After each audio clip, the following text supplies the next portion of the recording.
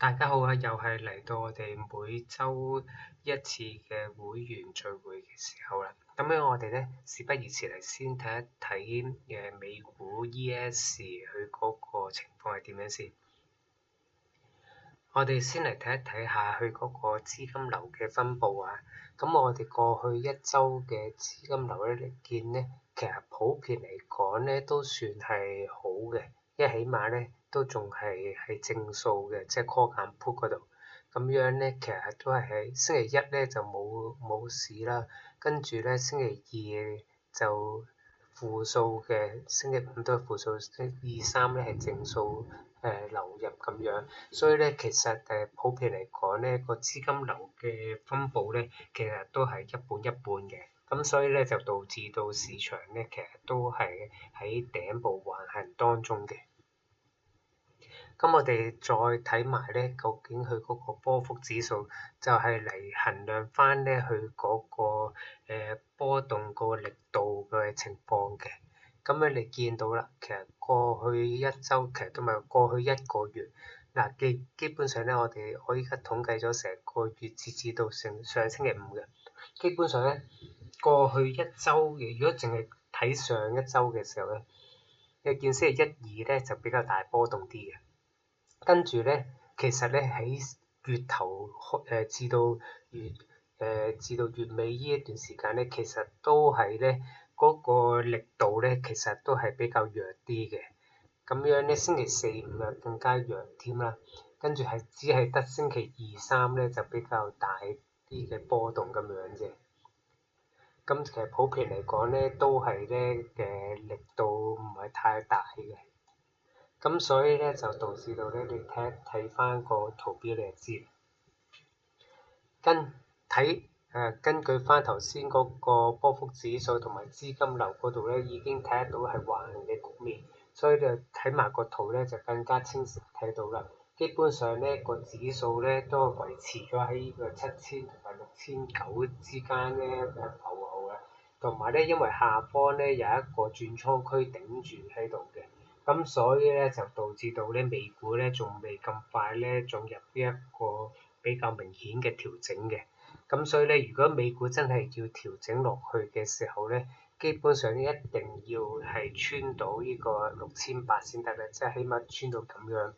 係啦，咁樣咧，但係穿咗咁樣咧，都有機會咧即刻彈翻入去嘅。如果一穿完之後咧，即刻彈翻入去咧，咁又係變翻橫行嘅局面㗎啦，變咗嘅。咁樣咧，如果穿咗再打翻上去，如果又能夠穿得上邊咧，即係連穿埋轉倉區上邊咧，就更加理想啦。就好似呢啲咁樣，就比較理想。呢啲係比較理想啲。連一穿轉倉區入邊，佢即刻反彈。一穿咗之後咧，又繼續去反彈。咁所以咧，依家咧又仲要反彈完之後，過去一週反彈完之後咧，仲縮埋個 buy signal，有向上嘅動能出現嘅情況，只要佢唔係再跌穿促銷signal嘅時候咧，基本上咧就一定係朝住呢個7000嘅前頂嘅格局向上行嘅啦，都係。咁所以咧，現時為止咧，繼續咧去做美股咧，其實冇問題嘅。直至到幾時唔好做住咧，就係穿咗6800咧，就真係要觀望下啦，係啦。因為穿咗6800之後咧，你好難估到佢究竟係咪即刻彈翻上去，因為已經第二次。如果好似咁第二次再收穿嘅話，計收穿。如果第一次收穿彈上去都係好正常啊。如果第二串雙底，究竟可唔可以收穿到上去咧？咁咧呢個咧就真係要睇下。如果今次再跌穿嘅時候咧，就大家要小心啲啦。咁依家暫時嚟講咧，都係一個比較理想嘅局面，即係起碼咧美股冇咁快去下跌先啦，未咁快去跌落去，或者再繼續調整落去。咁好明顯咧，依家即係喺頂部橫行啫，即係咧都仲係有機會咧創新高嘅。係啦，咁所以咧買股票咧都仍然可以繼續買嘅，穿咗6800咧就觀望，係啦。嗱，呢度跟住咧，跟住再睇翻嗰個倉位分佈嘅情況啦。嗱，倉位分佈咧，基本上咧依家咧全部都係最上邊最大倉咧就集中喺呢個7200嘅，係啦。咁咧所以咧我哋咧下一周都係做7200嘅，上一周咧又係做7200，因為上一周咧個大位都係7200，所以上一周咧其實上一周都送你贏速㗎啦，應該都冇問題㗎啦。下一周咧都繼續做7200嘅。咁而下方咧可以下方最大倉咧就喺6400嘅，基本上咧做6400都一定十拿九穩嘅啦，基本上，因為咧轉倉區喺6800，你仲要喺6800下邊先，贏嘅機率咧基本上好高㗎啦，都係啦。咁樣所以咧，你呢一個咧，你做2個星期咧都唔緊要㗎啦，係啦。因為一日咧唔穿6800咧，6400咧都已經贏硬㗎啦，一定係。咁樣咧，另外啦，睇翻個轉倉區，就總之大家留意住呢個6800至6900呢一個轉倉區嘅區域啦。只要指數唔跌穿咧，都可以繼續買股票㗎啦，繼續去買，因為咧冇暫時係未咁快去調整啦，咁樣變咗都仲有機會跌穿咗，都係再講多次，跌穿咗6800就要觀望，或者就要係啦，就唔好買股票住啦。咁我哋望一望埋一個 GC 情況。嗱，GC 嘅情況咧，基本上一面倒向好㗎啦，一定係啦。一方面 call 減配係正數，另一方面咧全個星期咧都係咧正流入嘅資金，係啦。咁所以咧都係一面倒向好啦。咁另外睇埋個波幅指數啦。嗱，基本上咧佢嗰個動能嗰個波幅指數咧，你見過去一週咧其實都係大波幅㗎啦，算係啦。嗱月頭出咗個4嘅波幅之後咧，跟住開始咧慢慢收窄翻啦。跟住咧每週星期一開始咧，跟住之後咧大波幅完之後咧又開始回復平靜啦。大波幅之後回復平靜，跟住咧過去呢一週咧就調翻轉，由細波幅開始擴大到大波幅，星期五咧就先收窄翻咁樣嘅，係啦。咁所以咧嚟緊咧都係有機會咧，都係繼續咧維持一個喺由細波幅慢慢轉大波幅。不過依家咧要星期五咧就波幅收窄咗啦，因為佢已經開始咧不停創新高喺上行嘅已經。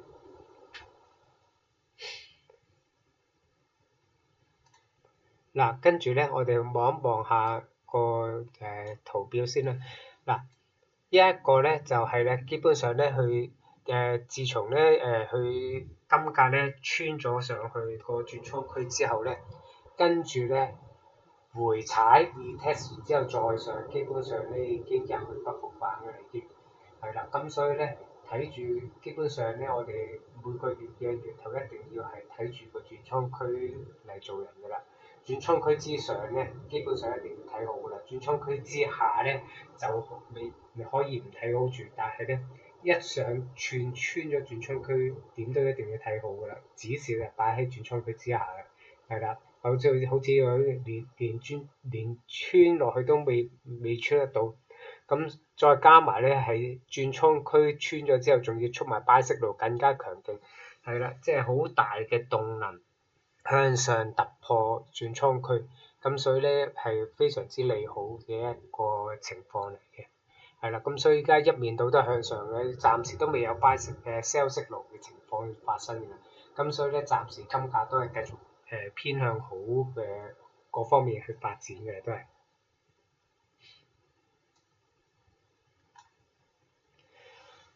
係啦，就好似呢個12月都係咁樣，一穿咗轉倉區之後咧，回踩完之後繼續上，穿咗轉倉區之後回踩又繼續上㗎啦，都基本上一穿咧就已經唔可以再去睇淡㗎啦，已經係啦。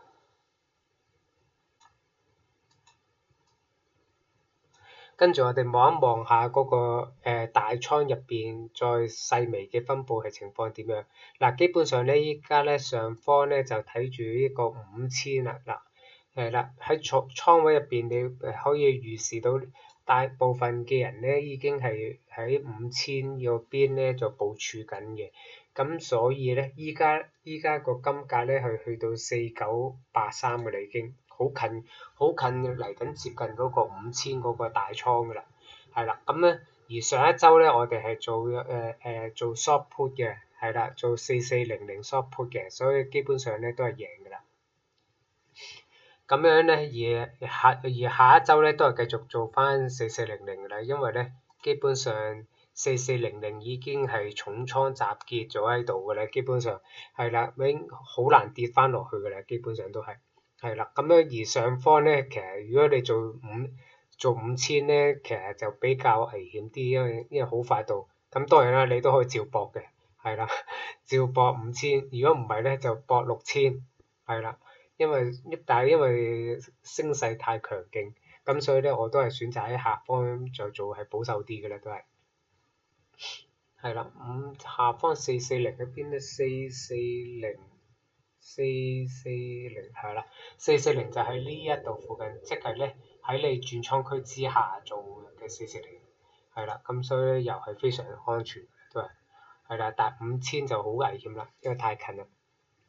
咁呢一個咧就係、黃金嗰個情況啦。咁我哋望一望下三大指數嘅倉位嘅資金嘅情況，係啦。咁樣你見啊，基本上咧上一週咧，基本上全部都係見紅啦。星期一嘅時候，係啦，星期一嘅時候咧全部見紅，跟住星期二、三、四、五咧開始慢慢就回升翻啦。跟住咧，但係始終都係最弱咧，都係納指噶啦，好明顯都係。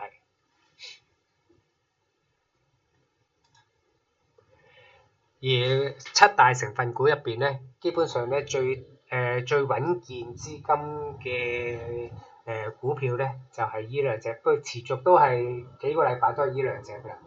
就係亞馬遜同 Google 嘅。咁之前咧有 Apple，不過依家調整落去就變咗負數咁解啫。係啦，咁樣嗱，所以咧依家咧其實依兩隻就比較平穩啲嘅。如果真係要做咧，可以考慮下做依兩隻嘅。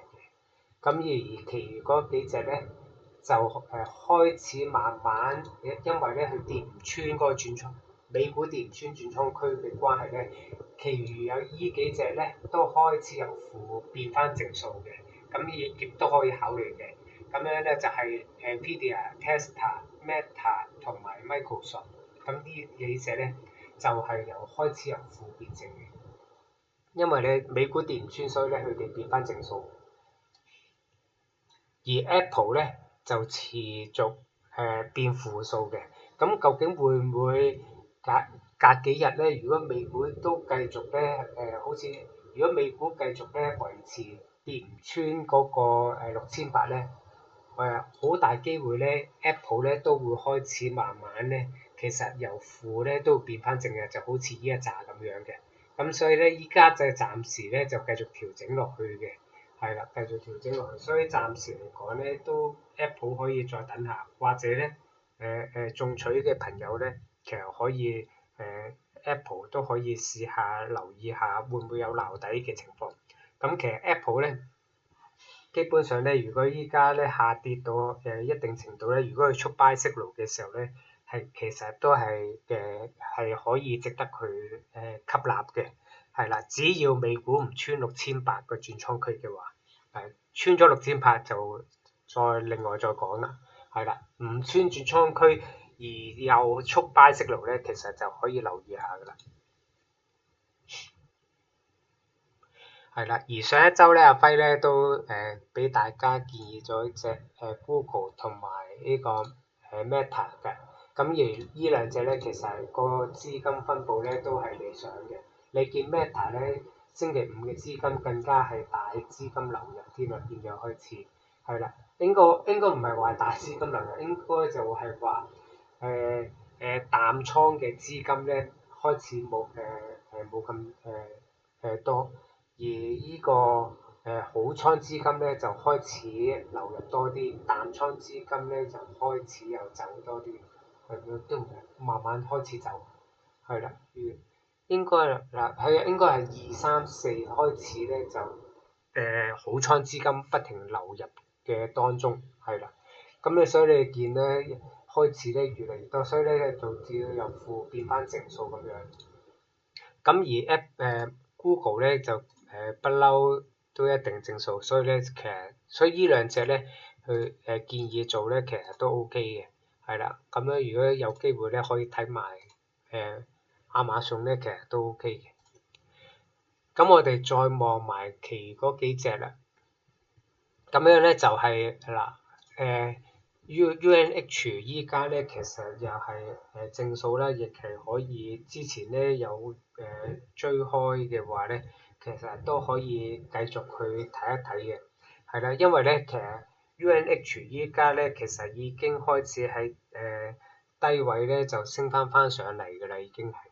咁咧依家咧已經升到去咧已經係最大倉啦。咁之前咧阿輝都有叫大家去做嘅，咁所以咧依家咧其實已經係去到接近最大倉喺350至360中間嘅情況㗎啦，已經。咁所以咧大家有股可以先食一食下，再觀察下究竟可唔可以破到360。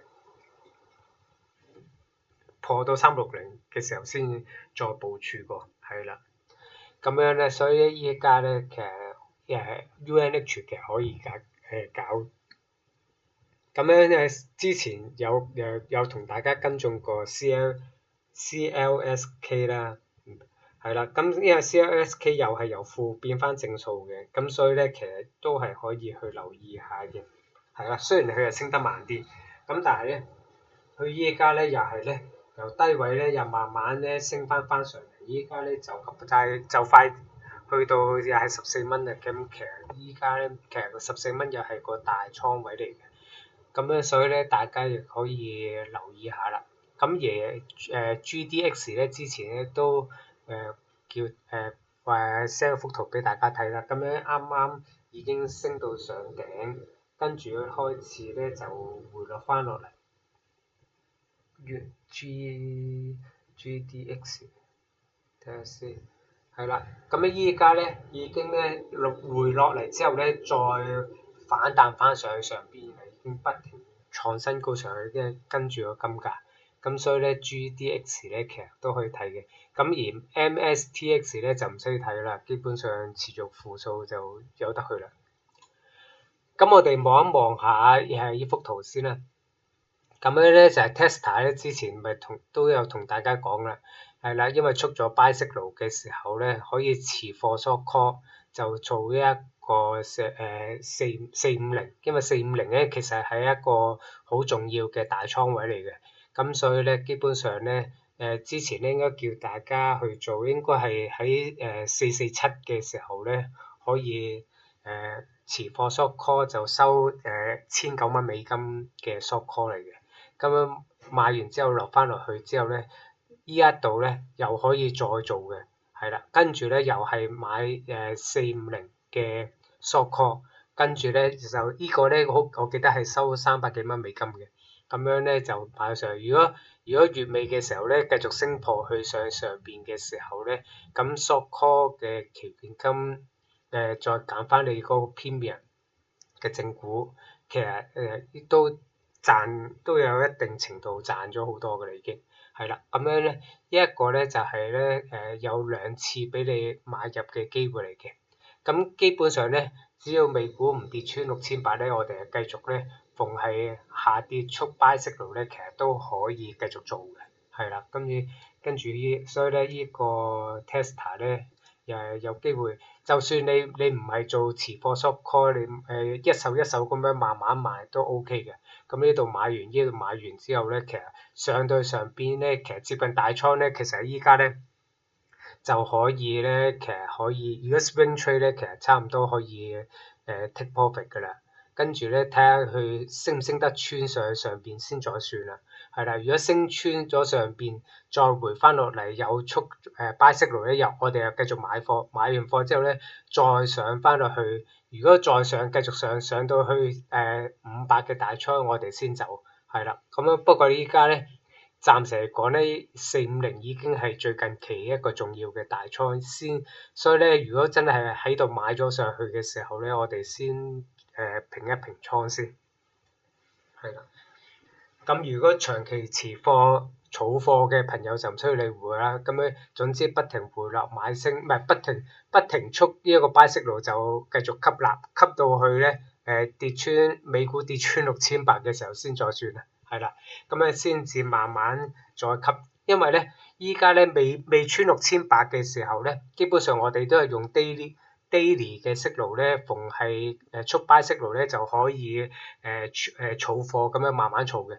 咁樣當佢跌穿咗呢個6800嘅時候咧，我哋咧就會由daily 嘅buy signal 轉做呢一個 weekly 嘅 buy signal。咁去繼續咧逢下跌到一定程度速 buy signal嘅時候咧，我哋先又係繼續儲貨儲上去嘅。咁呢一個咧就係我哋我嗰個嘅儲貨嘅方法。咁樣所以咧，美股一日未穿6800，我哋都會用 daily 嘅 signal 咧繼續慢慢儲貨。跌穿6800咧，就用 weekly 嘅 signal 咧再儲貨，因為 weekly signal 咧唔會經常出現嘅。咁所以咧，當下跌嘅時候咧，就係最適用噶。下跌嘅時候咧，總之下跌到 weekly signal 咧，速 buy signal 嘅時候咧，我哋先至開始入貨嘅。因為咧weekly signal 咧唔會咁快，好似 buy signal 咁快速嘅，係啦。咁變咗咧，佢下跌嘅時候咧，你唔會叫你入咁多貨，係啦。咁樣變咗咧，你可以慢慢喺下邊等到佢有上升動力嘅時候咧，先至去做呢一個 buy signal，再慢慢儲貨上去。咁我哋望一望下呢一個 Google 同埋呢一個Meta 啦。嗱 Google Meta 咧，嗱呢一個咧就係咧上星期咧叫大家去留意下做收息嘅一個策略啦。咁樣咧就係 short call 295嘅，即係喺呢個295呢一度。咁樣咧，依家咧其實都係 buy signal 嘅生效嘅當中嘅。咁只要一日咧，佢未出呢個 sell signal 嘅時候咧，係啦，即係好似呢啲未出 sell signal 嘅時候咧，依然咧係仍然係喺呢個向上嘅動能嘅階段嚟嘅。咁所以咧，只要佢未出 sell signal 嘅時候咧，都係有機會回落之後咧，繼續創新高上翻上邊嘅。係啦，咁所以咧呢一個就係第一個嘅力度嘅阻力啦。第二個力度嘅阻力咧就係呢一個3200嘅阻力啦。咁第三個力度咧就係300嘅力度嘅阻力啦。咁所以咧我哋有三重嘅力度保護住。咁樣咧我哋係做295嘅，擺喺呢一度。咁所以咧暫時嚟講咧都算係安全嘅。咁樣所以咧首先咧先睇下跌唔跌得穿320先，同埋咧睇下個出唔出到 buy signal，唔係出唔出到 sell signal 咧，跟住咧要再穿埋300咧，咁樣咧先至咧可以咧就去到你295嘅。咁所以咧暫時嚟講咧都算安全，係啦，所以咧但係咧暫時嚟講咧，我哋另一個要留意咧就係留意住2月4號係將會做一個 earning 嘅。咁樣所以咧2月4號嘅時候咧要留意下究竟佢會唔會借勢繼續調整落去咧，定係借勢會向上衝咧？咁所以咧2月4號咧大家要及實嘅睇下究竟Google 嘅發展係點樣啦。係啦，咁另外啦，我哋睇下 Meta 啦。嗱 Meta 咧基本上依家咧向上衝都未調整。嗱Google 都話調整咗2日啦。Meta 咧直頭咧係連衝2日之後咧都未調整過，係啦，出咗 buy signal之後咧不停向上衝啦，係啦，出咗 buy signal之後不停向上，所以咧佢依家要回落咧又係有三重，佢依家係嘅。我哋做575嘅，即係你係做呢一個位置嘅。咁所以咧，我呢一個位置亦係一個好安全嘅位置。首先咧，就係佢第一個要等佢有冇 sell signal 出現啦。第二就要穿呢一個360唔係630嘅大位，跟住再穿埋600嘅大位，一個兩個同埋 sell signal，即係3個，係啦，先至到呢一個。係啦，咁所以咧，基本上咧又係有三重阻力咧，就保護住呢一個 Meta 嘅。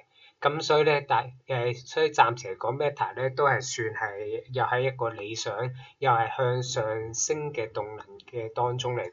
不過咧，Meta 咧因為依家已經去到接近上方嘅大倉位㗎啦，已經，因為660同670咧係又係比較接近嘅倉位嚟嘅，78又係呢個大倉位入邊，咁所以咧呢一個咧其實喺依家已經 Meta 已經好接近，咁究竟會唔會喺上邊受阻回翻落嚟咧？咁樣咧，所以就大家要留意下。咁另外咧就係1月28號。下個禮拜咧，佢就會 earning 啦，又係，咁所以咧，我哋下個禮拜咧，又係要留意住，睇下會唔會借勢調整翻落嚟咧，定係借勢向上衝，直接去到呢一個78嘅大位先至肯去調整咧，咁樣所以大家要拭目以待，留意住下個禮拜嘅發展啦。咁今日咧就講住咁多先，咁如果大家有咩問題嘅時候咧，到時候咧再喺 WhatsApp 同我哋聯絡。咁樣今日咧就到此為止，我哋下個禮拜再見，係咁啦，拜拜。